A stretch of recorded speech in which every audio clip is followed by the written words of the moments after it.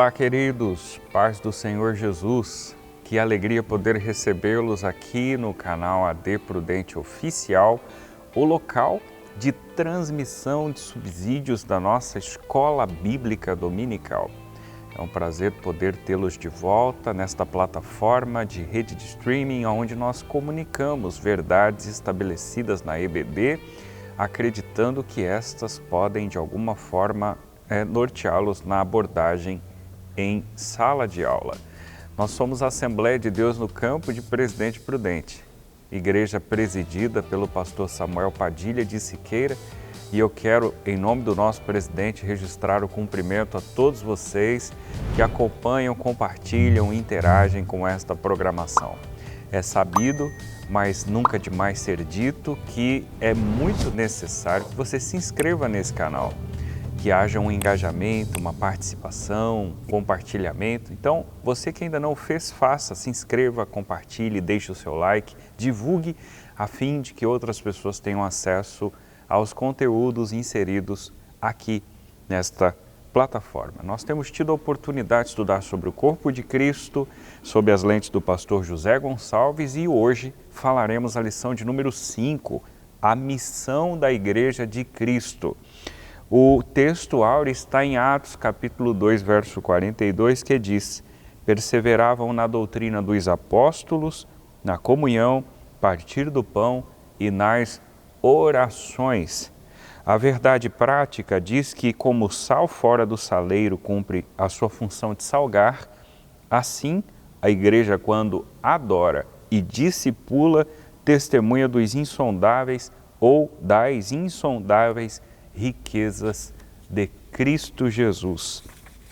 A leitura bíblica, ela se pauta no Evangelho conforme descreve Marcos, capítulo 16, versículos 14 a 20, e Atos, capítulo 2, versículo 42 ao 47. Para a abordagem inicial, introdução e o primeiro diálogo falando de pregação e instrução, eu convido para esse lugar de fala o pastor William Enoch. Obrigado, pastor Diego. A paz do Senhor Jesus.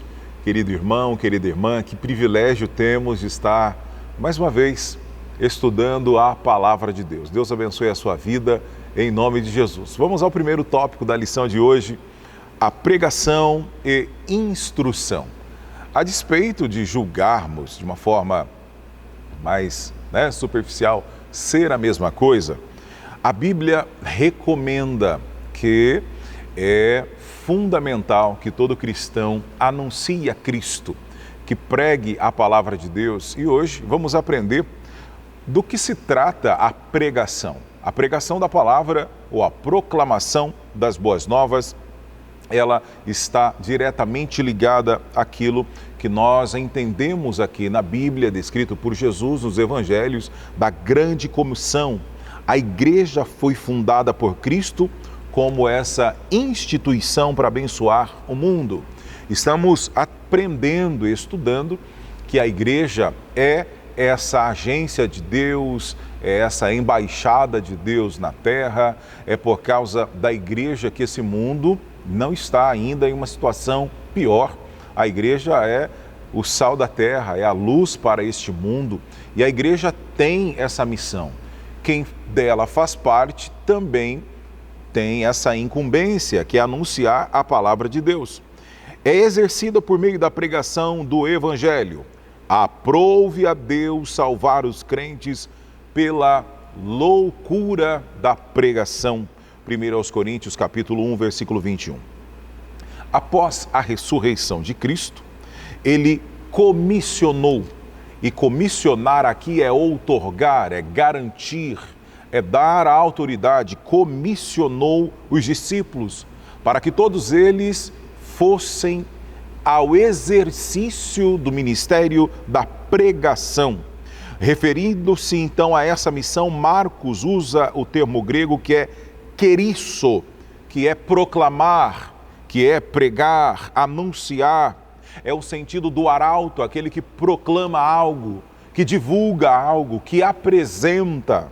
Esse verbo ocorre 61 vezes no Novo Testamento e é usado para mostrar João o Batista pregando no deserto da Judéia e Jesus Cristo quando começou a pregar, a anunciar as boas novas, a proclamar o evangelho do reino. Agora, qual é o objeto da pregação? O que pregamos? Sobre quem pregamos? Qual a ênfase que damos quando proclamamos o evangelho de Cristo?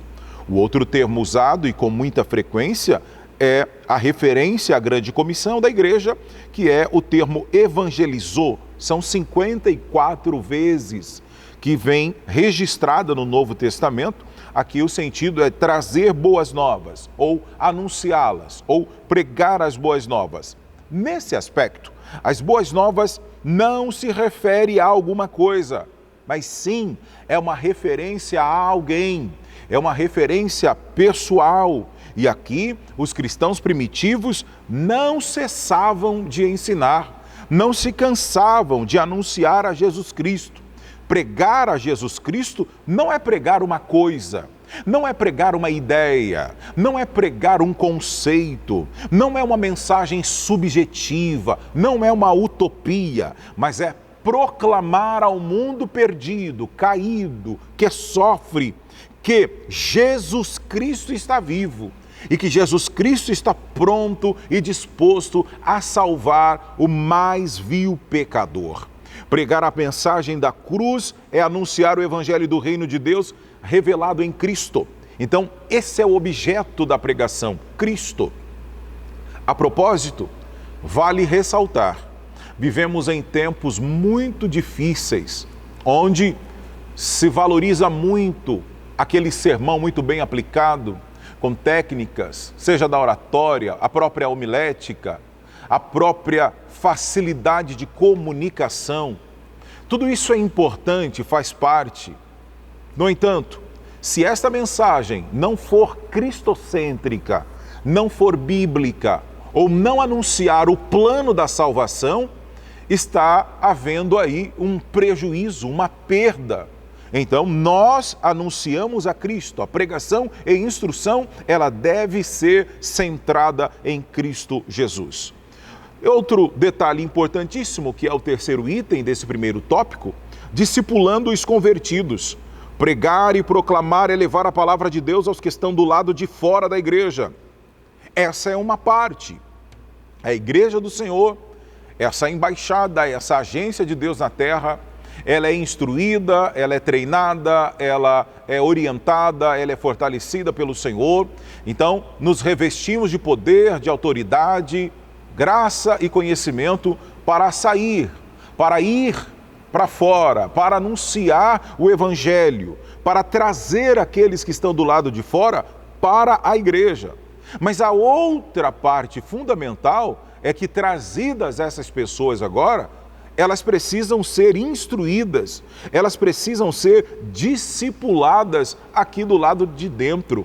Então a pessoa pode vir aqui da forma que quiser, da forma que escolher, venha como estás, mas chegando aqui é pelo poder da instrução da palavra, do conhecimento da palavra de Deus, do ensino genuíno e bíblico, que esta pessoa é instruída, é moldada, é exortada, é advertida, é doutrinada, é disciplinada, é educada a servir a Deus com alegria, com qualidade. Disciplinar é do grego matiteu, que ocorre somente 4 vezes no Novo Testamento, enquanto discípulo, que é mates, ocorre 261 vezes. O sentido aqui é o de alguém instruído, de alguém treinado em alguma coisa para ter a aptidão de continuar proclamando esta palavra. É termo usado em Mateus 28 e 19, que designa a grande comissão, ide, ensinai todas as nações. Essa é a ordem. O verbo aqui está no modo imperativo. Vá em frente, vá você, faça alguma coisa, né? Saia do comodismo, desperte, faça. Na verdade, Jesus estava dizendo, ide e discipulai, e eduquem essas pessoas, disciplinem essas pessoas. A igreja não é formada apenas por crentes, mas a igreja ela é formada por discípulos. Alguém pode estar na igreja local sem, contudo, ser um discípulo. Este é alguém que é capaz de reproduzir, passar para outro o que aprendeu e o que vive por meio de Cristo Jesus. Então, a pregação, a instrução da palavra de Deus, ela deve ser contínua, porque a igreja foi fundada por Cristo, a igreja está nessa terra com o propósito de abençoar o mundo, de levar uma mensagem de paz, de esperança, por meio da pregação do Evangelho, mas também do discipulado, não só por palavras, mas principalmente pelas nossas atitudes, pelas nossas ações, e que tudo aquilo que fizermos seja para glorificar o nome bendito do Senhor Jesus Cristo. Estamos de volta para falar com vocês sobre o tópico 2, adoração e edificação. Bem, num primeiro momento o autor, pastor Gonçalves, entende que sobre nós recai uma responsabilidade de ser adoradores. Há uma compreensão, não obstante essa compreensão não ser mencionada aqui no texto, mas penso que ela vem ao encontro do que diremos a seguir, proposta por Cristo no Evangelho conforme João capítulo 4. Jesus está em Samaria e encontra-se com uma senhora que ao meio-dia busca água, o que é algo surreal. Por conta do sol causticante, aquele não seria o melhor horário ou o mais adequado para essa função. Jesus pede para os discípulos comprar pão na cidade, entra num diálogo teológico com ela, quebra alguns protocolos e depois disso, no final do diálogo, quando questionado sobre o local exato de adoração, Jesus deixa muito claro para aquela mulher, não é em Gerizim e não é em Jerusalém exatamente o local exclusivo da adoração. Chegou o momento em que o verdadeiro adorador adorará o Pai em espírito e em verdade, porque o Pai procura os tais que assim o adorem. Uma das missões destinadas à igreja é a missão de ser adorador. Existe uma outra compreensão bastante razoável nesse sentido, citada pela figura de Paulo apóstolo no capítulo 12 da sua carta aos Romanos. A figura de Paulo é uma figura exemplar nesse sentido, especialmente teológico, porque ele dá uma conotação muito impactante nesse sentido. Quando você lê o capítulo 12 especialmente, você percebe que no verso inicial ele deixa muito claro um rogo, né? Rogo-vos, irmãos, pela compaixão de Deus, que apresentem os corpos em sacrifício vivo, santo e agradável, que é o vosso culto racional. E nós estamos muito mais acostumados a olhar para a palavra culto e associá-la à nossa celebração, o que é muito comum, uma vez que essa é uma das expressões mais utilizadas no seio da igreja. Participar de um culto, nós entendemos liturgicamente que se estabelece em algo que efetivamente acontece 1, 2, 3 vezes por semana, do horário X ao Y. Mas a concepção de culto proposta na nossa língua, no nosso idioma, pela pessoa de Paulo no original, não necessariamente se limita a isso. Ela está muito próxima do latreia, que tem a ideia, no original grego, de expressar adoração. Portanto, essa concepção de culto racional, ela transcende a ideia litúrgica de culto. Ela não se limita única e exclusivamente a algumas horas que passamos dentro de um templo. Muito pelo contrário, essa é uma das perspectivas transcendentes no nosso viver enquanto cristãos. Agora, veja que o pastor José Gonçalves declara no final da sua primeira exposição do tópico 2, dizendo que o sentido é o de um serviço prestado a Deus de forma consciente e integral. Isto é, a igreja na condição de adorador ou de adoradora, ela precisa ter a compreensão de que a sua adoração ela precisa ser consciente, isto é, racionalidade, eu preciso saber o que eu estou fazendo. Se estou na condição de igreja, se você está, se nós, portanto, prefiguramos este fato, nós precisamos ter consciência do que fazemos. A nossa adoração não pode ser aleatória e muito menos alienada, ela precisa ser focada. Eu preciso ter a compreensão de que adoro um Cristo que vive e ter a consciência de que de fato Ele vive. Eu preciso ter a compreensão de que adoro um Deus todo-poderoso e ter a consciência de fato de que o meu Deus é o Todo-Poderoso. Para além disso, além dessa concepção consciente na adoração, ela precisa ser integral. Ela precisa envolver a minha alma, o meu espírito, o meu corpo, ou seja, existe uma integralidade na minha adoração, uma entrega. E essa adoração, obviamente, como disse e repito, embora pareça redundante, ela não pode se limitar às quatro paredes, senão será raquítica a minha vida espiritual.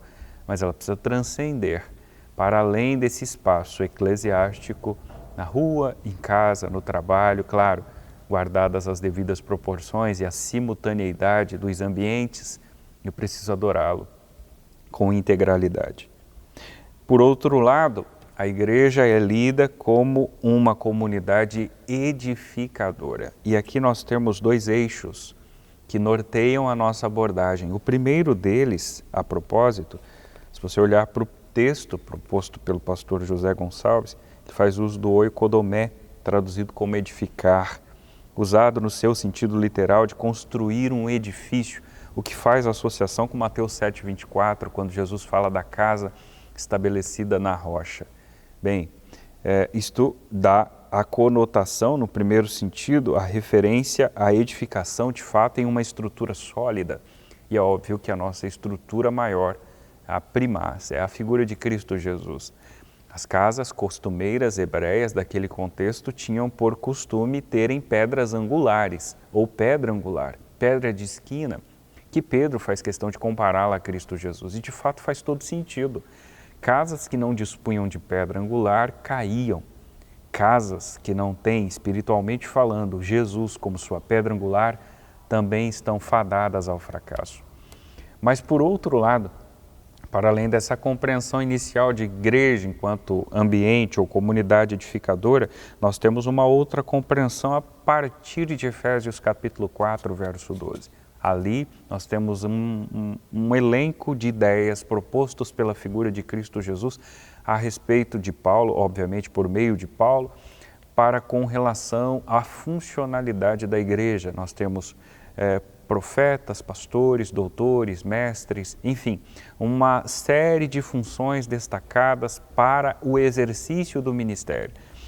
Para além desses apontamentos, os apóstolos, os evangelistas, os profetas, os pastores e mestres, nós entendemos que eles surgem para a edificação do corpo de Cristo. Ou seja, existe uma motivação, existe uma finalidade. Essa motivação, essa finalidade está para além de um título. Ela não se limita a uma titularidade apenas. Se eu estou iludido com o título que tenho, se o senhor, com muito respeito, também está, nós não entendemos a ideia pela qual fomos chamados. Nós fomos chamados para edificar o corpo de Cristo.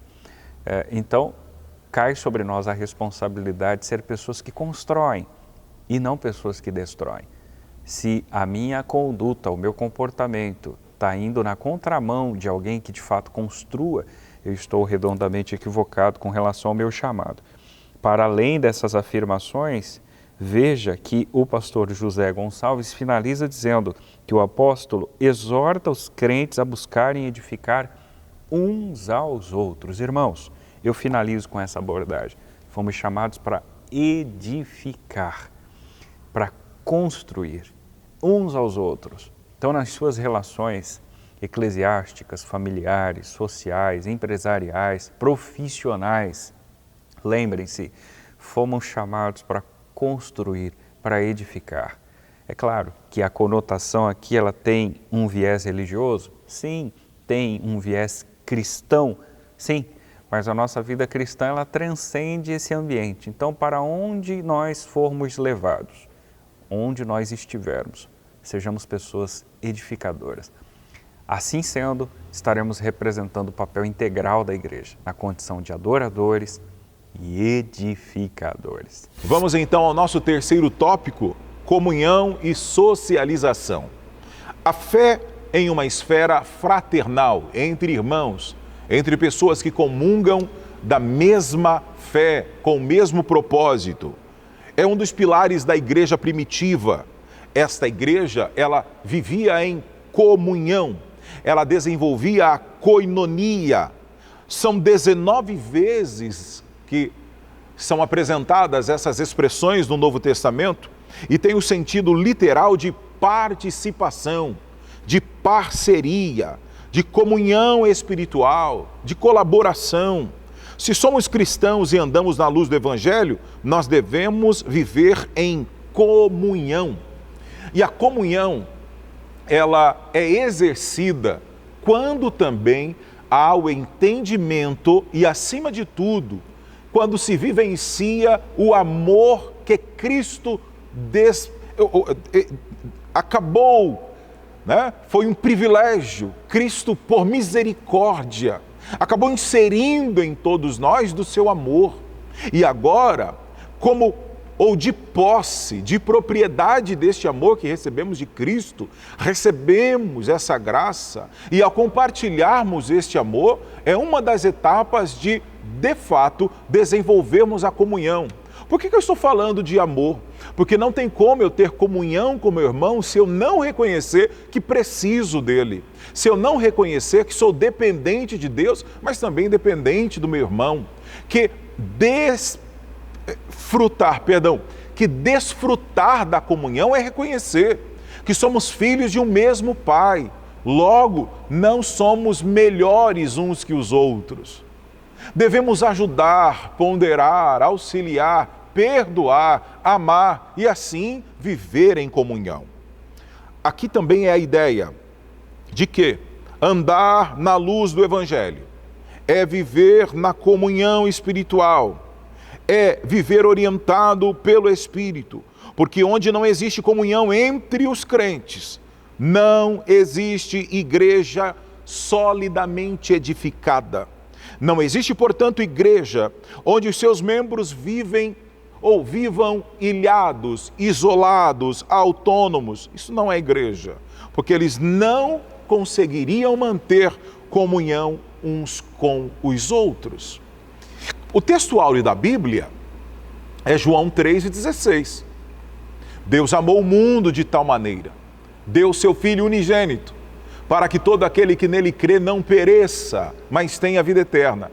Mas lá em 1 João, também o capítulo 3, versículo 16, está escrito que se realmente nós amamos a Deus, se realmente nós acreditamos em tudo isso, a Bíblia diz o seguinte: agora, para que eu comprove isso, eu devo amar a ponto de dar a vida pelo meu irmão. Então a comunhão é algo sublime, maravilhoso, que nós precisamos exercitar todo dia, porque na pregação do Evangelho, no ensino do Evangelho, vivenciar o Evangelho, viver em comunhão é uma etapa fundamental, porque a unidade e a fraternidade também é uma característica e uma marca da igreja. No Novo Testamento se expressa por meio da unidade e da fraternidade entre os membros. Jesus orou pela união fraterna dos seus discípulos. Um dos grandes males da igreja atual está justamente na quebra da comunhão cristã. É característico. A sociedade contemporânea é uma sociedade que vem reduzindo a sua admiração pelas pessoas, consequentemente, o amor pelas pessoas. Lógico, não é para a igreja do Senhor se assustar, está escrito: por se multiplicar a iniquidade, o amor de quase todas as pessoas se esfriaria. Mas a igreja do Senhor, ela precisa rever isso. Ela não pode permitir essa fragmentação no corpo de Cristo. Nós não devemos viver sem comunhão, sem unidade, sem fraternidade, sem amor. Nós todos devemos nos esforçar ao máximo e zelar e manter a comunhão cristã em todas as nossas igrejas locais. O que assusta é que às vezes percebemos que o ambiente onde, pelo menos, eu quero dizer assim, que pelo menos temos a maior impressão, né, da ausência da comunhão, infelizmente às vezes é no meio cristão. É uma disputa, é uma tendência para apontar, para julgar, para criticar, para realmente encontrar mais defeitos ou para publicizar, para dar ibope para potencializar os efeitos, enquanto as virtudes vão ficando de lado. E na comunhão nós reconhecemos, mesmo quando o outro falha, é na comunhão, no amor, que eu intercedo, eu oro, dizendo: Senhor, ajude, fortaleça, restaura, levante. Foi o meu irmão que tropeçou, mas poderia ter sido eu. Isso é um aspecto de unidade, de fraternidade, de se compadecer, de ter misericórdia pelo outro. O terceiro item, a fé na esfera social. A fé cristã também precisa ser expressa na esfera pública. Ela tem o seu lado social. Eu não me recordo exatamente qual foi o escritor, qual foi o pastor que disse isso, um missionário que passou pelo Brasil em um período do grande impacto missionário, de avivamento. E quando ele retorna alguns anos depois, a expressão é mais ou menos assim: olha, a sensação que tenho é que vocês deixaram de evangelizar, de pregar, estão se preocupando mais com a construção dos templos. Isso é importante. É necessário termos o conforto, o amparo, o abrigo a todos os membros. Mas a missão da igreja essencial é pregar o evangelho, pregar a palavra. E isso também tem um alinhamento com o social, com essa esfera social, o lado social da pregação da palavra. Se por um lado, koinonia significa comunhão, por outro, o verbo grego koinoneo possui o sentido de ajuda contributiva e partilha. É usado por Paulo com esse sentido no capítulo 12 de Romanos. O sentido lá naquele texto é de socorrer os mais pobres em suas necessidades. Então Paulo elogiou os filipenses, porque eles eram conscientes na dimensão social do evangelho. Não se trata apenas de matar a fome dos pobres, deixando-os vazios de Deus, mas é o exercício da fé cristã na sua integralidade. A igreja, ela não pode exercer sua fé da maneira bíblica, esquecendo dos mais carentes ou dos mais pobres. É Jesus quem ressaltou esse fato. Então, que o modelo de igreja que a Bíblia recomenda, que a palavra de Deus nos ensina, seja realmente notório, perceptível em nosso meio. E tem uma pergunta na revista: que modelo somos quando poucos têm muito e muitos têm tão pouco? Qual é o padrão? Qual é, então, a referência? Qual é o modelo? O apóstolo Paulo exorta a igreja para atentar para esse fato. Tiago capítulo 2, é Tiago. Todos nós temos esse dever de cuidar, estender a mão aos aflitos, aos necessitados, às viúvas, aos órfãos, anunciar o evangelho, mas nunca se esquecer de manifestar o amor nessas ações, evidenciando na comunhão entre os irmãos e na contribuição social da igreja, entendendo que isso também é uma expressão de fé na esfera pública e o nome do Senhor continuará sendo exaltado. E assim continuaremos com comunhão, com socialização, com a pregação do evangelho, estendendo a mão, matando a fome, saciando a sede das pessoas, mas acima de tudo, instruindo-as no ensino da palavra de Deus e fazendo discípulos. Pense nisso. O que é que eu e o que é que você, o que é que nós temos feito e contribuído para a expansão do reino de Deus na terra? Que Deus te abençoe.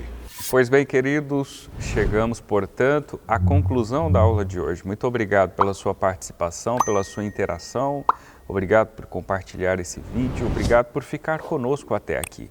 Hoje, como dito, falamos sobre a missão da Igreja de Cristo. E que missão sublime, não é? Nós temos por responsabilidade sermos sal e luz. Na condição de sal, cabe-nos, portanto, salgar essa humanidade com a mensagem da cruz de Cristo.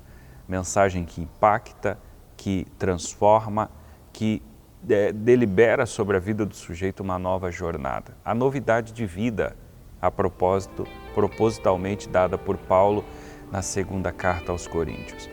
Mas, de igual modo, nós somos luzeiros, temos a responsabilidade de iluminar as obscuridades existentes nessa humanidade. Os campos mais hostis, os locais mais escuros, as trevas mais horrendas serão impactadas com a luz de Cristo, implementada por meio da Igreja estabelecida aqui. Que tenhamos ciência dessas responsabilidades e assumamos as mesmas, a fim de que o nome de Jesus, e somente o nome de Jesus Cristo, seja exaltado para sempre. Que o Senhor te abençoe e, querendo Deus, nós nos veremos no próximo programa.